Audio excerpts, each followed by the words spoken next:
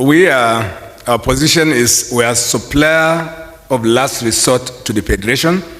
We are a commercial company. We are supplying to the Federation during the subsidy regime. Now, I'm also aware that government will act to bring succor and relief to our country people. I know this government is very sensitive and they will do this.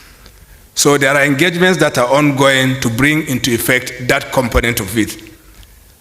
So NNPC will not do anything because we are a commercial company. It will not come from NNPC, but I'm aware that the government will do something around this.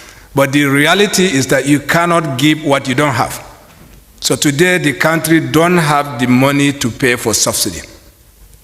There's incremental value that will come from it, but it is not an issue of whether you can do it or not, because today we can't afford it.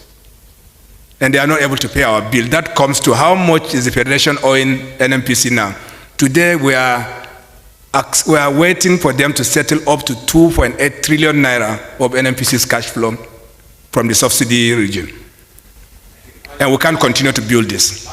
Said 6 months after the enactment of the Petroleum Industry Act, petroleum motor spirit will be priced at its commercial value. So there will be no subsidies 6 months after the enactment of the PIA. That means by February 17, 2022, there should have been no subsidy on PMS. Now, the National Assembly and government, in its wisdom, provided for subsidy in 2022, despite the fact that the provision of the PIS said terminated by 17th of February.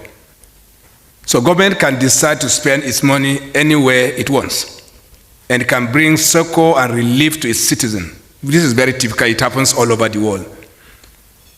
But however, that provision in 2022 and also 2023 has not been funded by government. A greater part of it is supported by the cash flow from NNPC's other businesses. And therefore, even though there is provision to the end of June, there is no financing even from the start.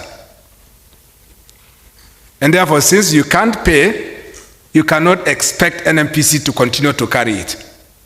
And this has been the position that the NNPC has taken. And what the president simply says is obeying the law and also the realities that the Federation can no longer pay NNPC for the burden of subsidy that we are carrying.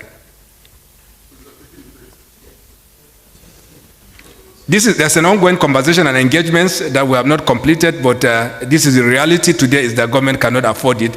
It will be further engagement that will take place, but this will be very clear in the market.